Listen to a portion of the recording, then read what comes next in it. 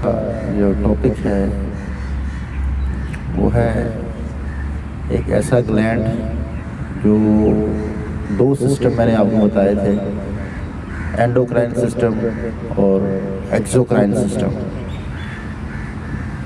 Endocrine system को यूँ समझ सकते हैं कि जितने हार्मोन्स रिलीज़ होते हैं ब्लड में, जो डायरेक्ट ब्लड में हार्मोन्स रिलीज़ होते हैं वो एंडोक्राइन सिस्टम है। मुख्तलिफ ग्लैंड्स हैं बॉडी के अंदर जो अपने हार्मोन्स रिलीज़ करते हैं ब्लड के अंदर, लेकिन एक्सोक्राइन जो सिस्टम होता है वो डायरेक्ट ऑर्गन से ऑर्गन की तरफ जो एंजाइम्स आपके रिलीज़ होते हैं ये एक्सोक्राइन सिस्टम के तहत होते हैं, जो एक ऑर्गन से दूसरे ऑर्गन की तरफ। लेकिन ये एक वाहिद ग्लैंड है जो दोनों सिस्टम लेके चलता है, बल्कि इसमें एक्सोक्राइन सिस्टम का हिस्सा ज़्यादा है और एंडोक्राइन सिस्टम का हिस्सा कम है।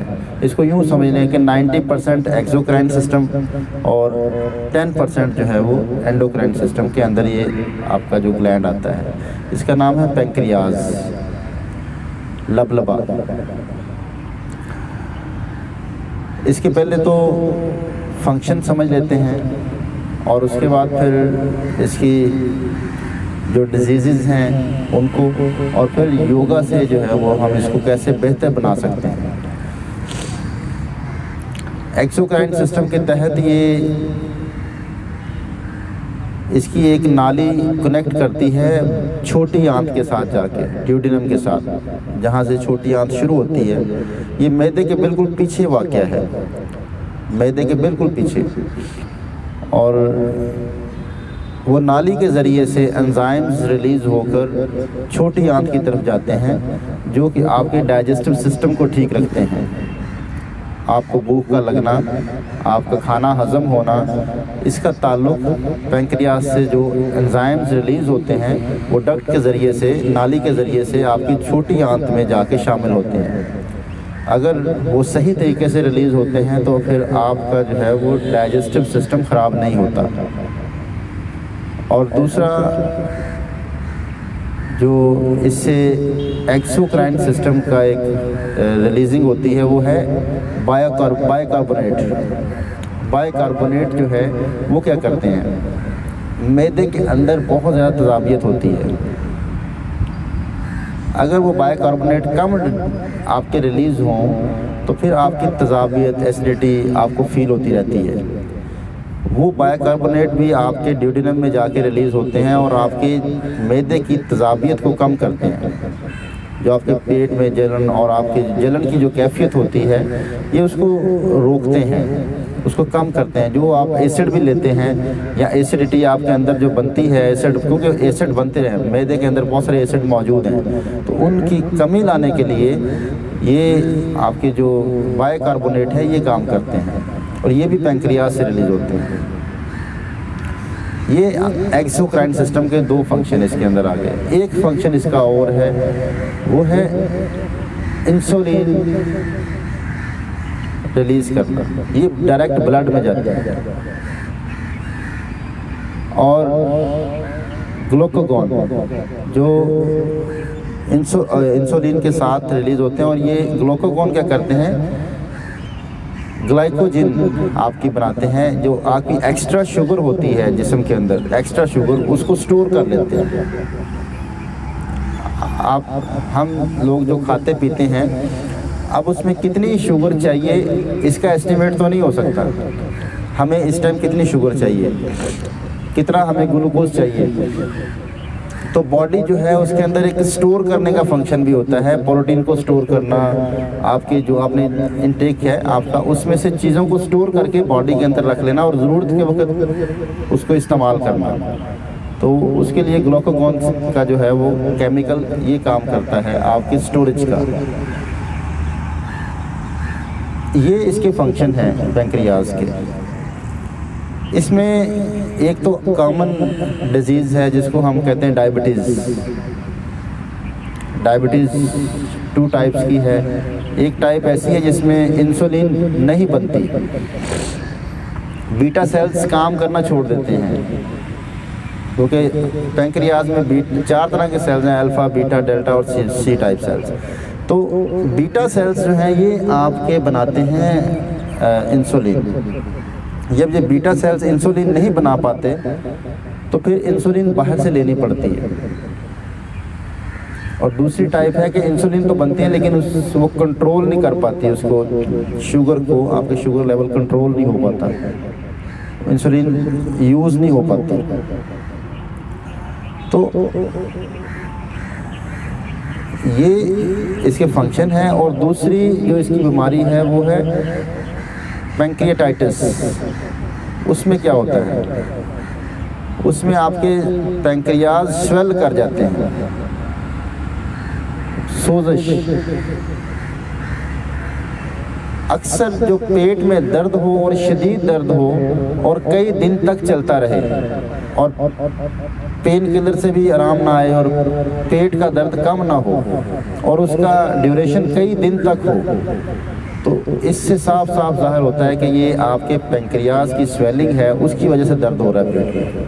हर दफ़ा पेट का दर्द, आंतों का दर्द या मैदे का दर्द नहीं हो सकता। इसकी मैंने आपको निशानी बताई कि जो लंबा चले, कई दिनों तक वो दर्द रहे पेट के अंदर, तो ये पैंक्रियाज की स्वेलिंग की वजह से हो सकता है। और पैंक्रियाज की स्वेलिंग की वजूहात क्या हो सकती हैं? सबसे जो मेन जो वजह है उसकी आपकी जो गॉल ब्लैडर, जो पित्ता है, इसके अंदर पथरियों का ज़्यादा हो जाना। अक्सर होता यह है कि हम इस चीज़ को रीड नहीं कर पाते, डायग्नोज नहीं कर पाते कि मर्ज़ कहाँ पे है। तो ये गॉल ब्लैडर जो पित्ता है, इसकी पथरियाँ जब बढ़ जाती हैं तो इसका इफ़ेक्ट जो आता है वो पैंक्रियाज की स्वेलिंग पे आता है। और जब ये पुराना होता जाता है तो फिर ये स्वेलिंग अंदर ही अंदर बढ़ती है। और लाजमी नहीं कि स्वेलिंग हो और पेट में फ़ौरन दर्द हो जाए, कई महीनों बाद, कई सालों बाद भी हो सकता है। क्रॉनिक पैंक्रियाटाइटिस और एक्यूट पैंक्रियाटाइटिस दो डिफरेंट मर्ज़ हैं। तो इनको समझने के लिए आपको ये जानना ज़रूरी होगा। आपको जब भी कभी पेट में दर्द हो और शदीद दर्द हो और मुसलसल रहे तो आप लाजमी अपना अल्ट्रासाउंड कराएं, चेकअप कराएं कि कहीं मेरा पित्ते में पथरियाँ तो नहीं बनी हुई। अगर पित्ते में पथरियाँ हैं तो फिर आपको उसके ट्रीटमेंट की तरफ जाना है। आज हमारा टॉपिक वो नहीं है, टॉपिक हमारा पैंक्रियाज है, तो इसकी तरफ ही रहते हैं क्योंकि लंबा टाइम ना हो जाए। इसमें योगा से कैसे हेल्प ली जा सकती है? योगा पैंक्रियाज को बेहतर बनाने में बहुत कारआमद है। अभी तक देखा जाए तो मेडिकल भी इस चीज़ को अप्रूव करता है कि आपको कोई ना कोई वर्कआउट ज़रूर करना चाहिए अगर आपने डायबिटीज़ कंट्रोल रखनी है। सारी चीज़ें मेडिसिन से कंट्रोल नहीं होंगी। आप कोई भी अच्छे डॉक्टर के पास जाएं तो वो आपको वॉक का कहेगा, वो आपको बोलेगा फिज़िकली एक्सर्शन करें, थोड़ी सी फिज़िकली थोड़ा सा आप अपने बॉडी को यूज़ किया करें। तो इस लिहाज से योगा कारआमद है पैंक्रियाज को ठीक रखने में। सबसे पहले एक ब्रीदिंग से शुरू करते हैं। ब्रीदिंग उसके लिए स्ट्रेस को कम करती है, क्योंकि इसका जो ताल्लुक़ है पैंक्रियाज की ख़राबी का वो स्ट्रेस के साथ है, जो कि जितना स्ट्रेस लेवल ज़्यादा होगा पैंक्रियाज काम करना छोड़ देते हैं और जितना आप रिलैक्स होंगे पैंक्रियाज बेहतर तरीके से काम करेंगे। तो स्ट्रेस कम करने के लिए ब्रीदिंग करते हैं अनुलोम विलोम। पहली 2 उंगलियां फोल्ड कर लें और विष्णु मुद्रा बन जाएगा। अंगूठे से राइट नॉस्ट्रिल बंद करें, लेफ्ट साइड इनहेल बड़े तअम्मुल से,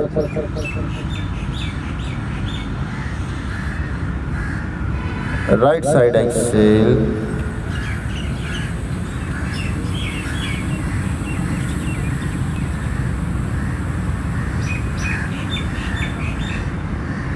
राइट साइड इनहेल,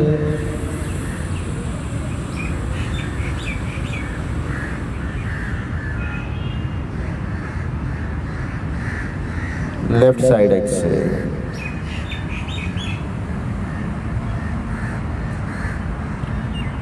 तो ये ऑल्टरनेट ब्रीदिंग। आपने लेफ्ट साइड से सांस को लिया, राइट से निकाल दिया, राइट साइड से सांस को लिया, लेफ्ट से निकाल दिया। ये अगर आप करते हैं तो इससे स्ट्रेस लेवल कम होता है। ये दोनों ब्रेन को जो है वो बैलेंस करता है, राइट ब्रेन और लेफ्ट ब्रेन बैलेंस करता है। सबसे बड़ा इसका फ़ायदा ये है कि स्ट्रेस किस चीज़ का होता है, क्या ना करें, ये डिसीजन पावर को बहुत बेहतर कर देता है। जिन लोगों की डिसीजन पावर कमज़ोर है उनको ये ब्रीदिंग करनी चाहिए, ये डिसीजन पावर बढ़ाता है। अब आते हैं क्रियाज की तरफ।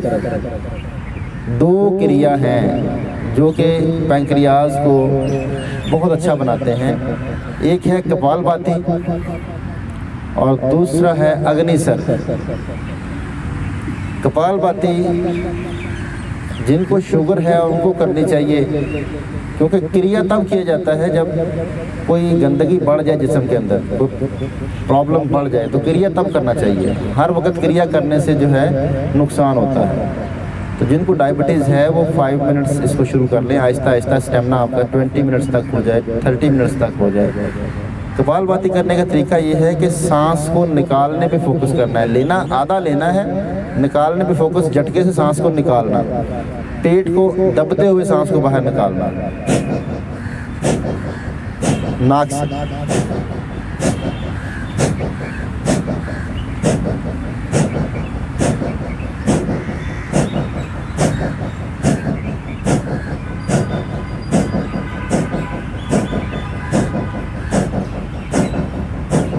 झटके से सांस को बाहर निकालना। तो ये क्रिया जो है इसको दिन में करना है, रात में नहीं करना, क्योंकि इससे नींद नहीं आएगी फिर। ये दोनों क्रिया जो अग्निसर भी खासकर और ये कपालभाति, ये दिन को करने वाले क्रिया हैं। मॉर्निंग में मैक्सिमम दोपहर तक, शाम में या रात में करेंगे तो फिर इससे नींद डिस्टर्ब होगी। आप सोए तो होंगे लेकिन दिमाग जागता रहेगा, तो डीप स्लीप तक नहीं पहुंच पाएंगे। तो कपालभाति और अग्निसर दोनों क्रिया। अब दूसरा क्रिया हम करेंगे अग्निसर। अग्निसर क्रिया करने का तरीका ये है कि सांस को बाहर निकाल के, सांस फुल खारिज करके पेट खाली हो गया। अब अपने पेट को 3 दफ़ा या 5 दफ़ा या 7 दफ़ा अंदर बाहर स्पीड से करना है। मैं आपके सामने करता हूँ, पहले मुझे देख लें। पहले सांस लिया, फिर निकाल दिया।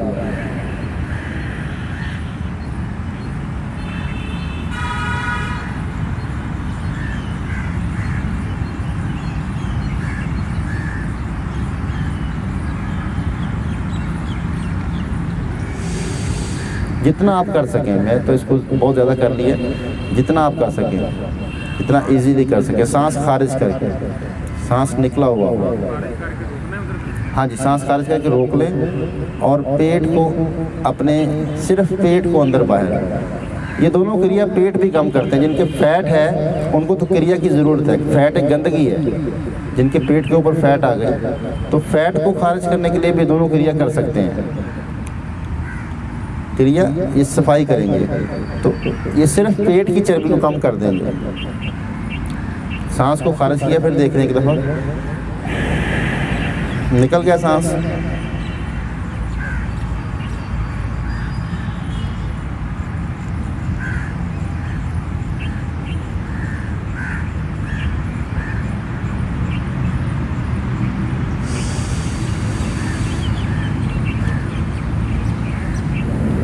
तो ये 2 क्रिया आप करें, इससे आपके पैंक्रियाज बेहतर होंगे, बेहतर तरीके से काम करेंगे, इनके फंक्शन बेहतर हो जाएंगे। अब आते हैं मुद्रा की तरफ। मुद्रा कौन से बेहतर है?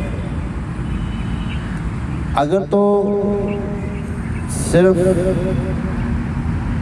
शुगर बढ़ी हुई है, शुगर कंट्रोल करना चाहते हैं तो फिर तो अपान मुद्रा ही बेहतर है।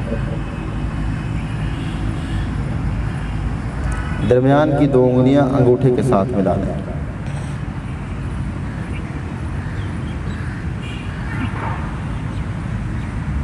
टच करना है, मैक्सिमम उसको रिलैक्स रखना है आपने, टाइट नहीं करना।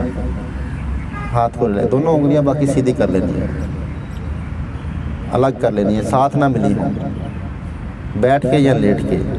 अच्छा, इसमें 2-3 मुद्रा मैं डिस्कस करूंगा। 2-3 मुद्रा हैं, लेकिन आपने 2-2 तीनों मुद्रा इकट्ठे नहीं करने। ऐसा कर सकते हैं कि एक मुद्रा सुबह कर लिया, फिर दोपहर को दूसरा कर लिया, फिर तीसरा शाम को कर लिया। या फिर अगर 3 टाइम तीनों करने हैं तो फिर 1-1 घंटे का वक्फा हो। अगर पहले ये कर लिया तो फिर दूसरा 1 घंटे बाद।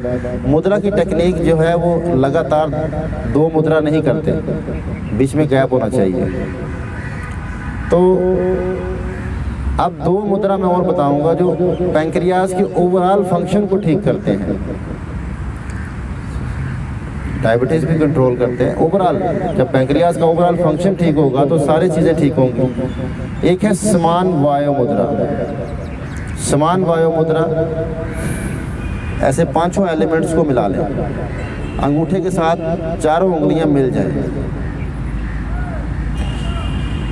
ऐसे बना के बैठे। समान वायु मुद्रा ये पैंक्रियाज को ठीक रखने में हेल्प करता है। सिर्फ इससे 5 एलिमेंट्स इंसान के बैलेंस हो जाते हैं, जो जिन एलिमेंट से इंसान की बॉडी बनी है। आग, हवा, मिट्टी, पानी और रूह, ये 5 एलिमेंट हैं इंसान के। तो ये सारे बैलेंस कर देता है। आखिरी जो मुद्रा हम करेंगे वो है मतंगी मुद्रा। संस्कृत के वर्ड है ये मतंगी मुद्रा। पहली 2 उंगली, दरमियान की 2 उंगलियां, पहली नहीं सॉरी, मिडिल फिंगर और रिंग फिंगर, इंडेक्स फिंगर नहीं, मिडिल फिंगर और रिंग फिंगर। बस सिर्फ बना के बैठ जाएं या लेट जाएं। बातें कर सकते हैं, मुद्रा के दौरान बातें कर सकते हैं, आप गुफ्तगू करते रहें। आप लेट जाएं या बैठ जाएं, वर्किंग नहीं हो, वॉक ना हो। मतंगी मुद्रा जो है ये ओवरऑल पैंक्रियाज फंक्शन के लिए, स्वेलिंग के लिए, ख़ासकर पैंक्रियाज को ठीक रखने के लिए आपने इस तरह इंटरलॉक करना है कि बड़ी उंगली आपस में टच हो जाए, बड़ी उंगली और बड़ी उंगली आपस में, दोनों बड़ी उंगलियां आपस में टच हो जाए, ऐसे टिप टच करें बड़ी उंगली का बड़ी उंगली के साथ। बड़ी उंगली जो है मिडिल फिंगर, और जो शहादत की उंगलियां अंगूठे के साथ, ये शहादत की उंगली अंगूठे के साथ, और दोनों उंगलियां फोल्ड। शहादत की उंगली अंगूठे के साथ, अगर करीब से दिखा दें अतर साहब, अगर करीब करके, तो जोर नहीं लगाना, सिर्फ टच करना है।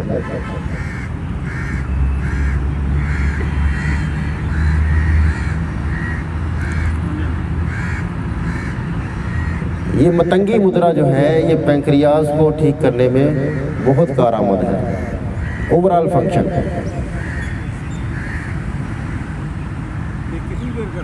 कम से कम 15 मिनट दिन में 3 से 4 दफ़ा।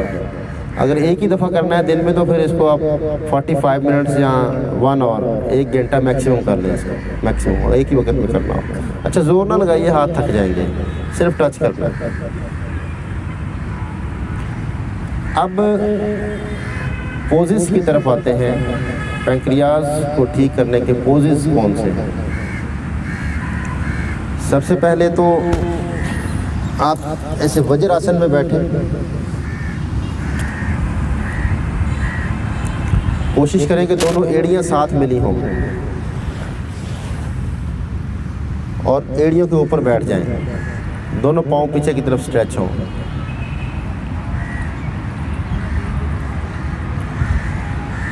और अपने दोनों बाजू ऐसे पकड़ लें।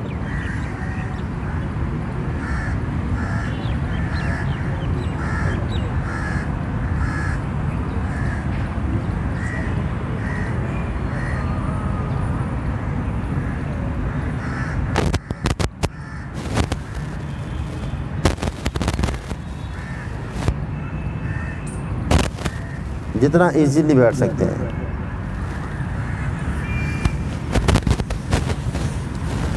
अब जो है, अगर आप ऐसे नहीं बैठ सकते तो चेयर पे बैठे भी इसको कर सकते हैं। चेयर पे बैठ जाएं और ऐसे अंगूठे को पकड़ लें, नाफ की साइडों पे रखें, नाफ की साइडों पे, और छोटी उंगली थाइस के साथ टच हो। सांस निकालते हुए कमर सीधी,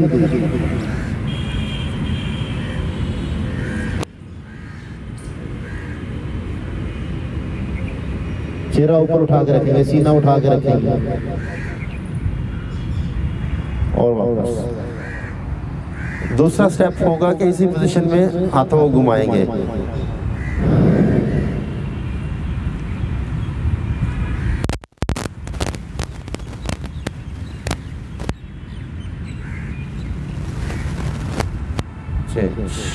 और ऐसे पाँव को रखें, अर्धा मत्सदरा करेंगे। ये घुटने को पेट की तरफ ऐसे पकड़ लें और दूसरे हाथ को पीछे जितना ट्विस्ट कर सकते हैं, पीछे देखना है।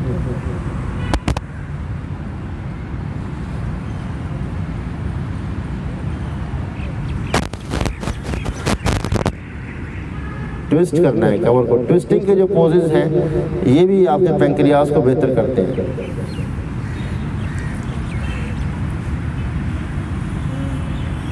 इसको ऐसे भी कर सकते हैं, टांग एक सीधी रखें और इसको ऊपर से ले आएं और फिर आप ट्विस्ट कर लें।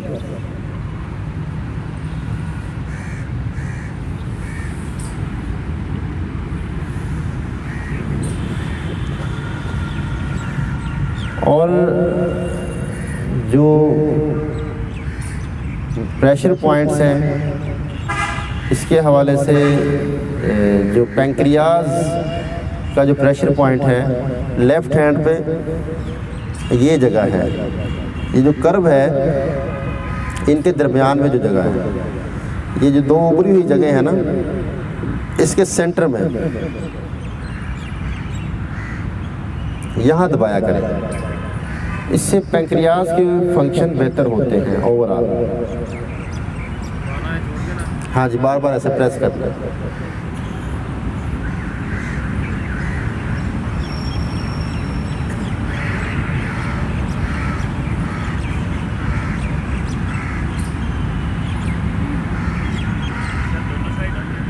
नहीं, लेफ्ट साइड, लेफ्ट हैंड पे।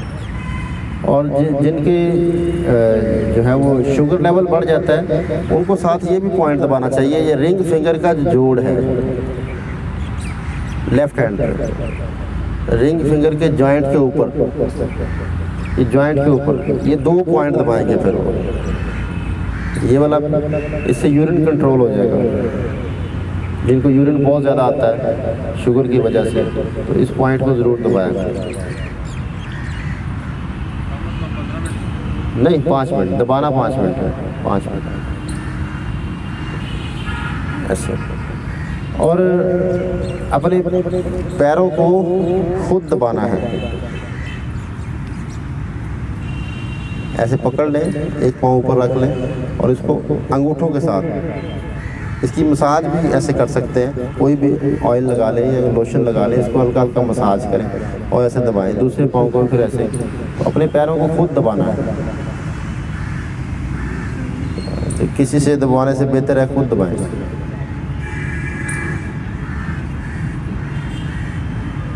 अंगूठों के साथ।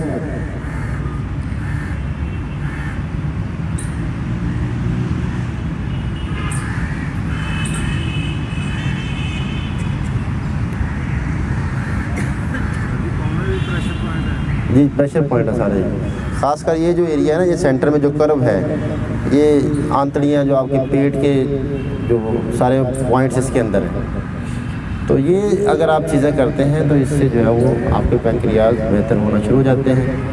और जी, पंजे से नीचे भी और थोड़ा सा सेंटर में जो कर्व है वहाँ पर भी दबाएं। ठीक है जी, बहुत शुक्रिया। इंशाल्लाह मुलाकात होगी फिर नेक्स्ट किसी टॉपिक के साथ। Thank you very much.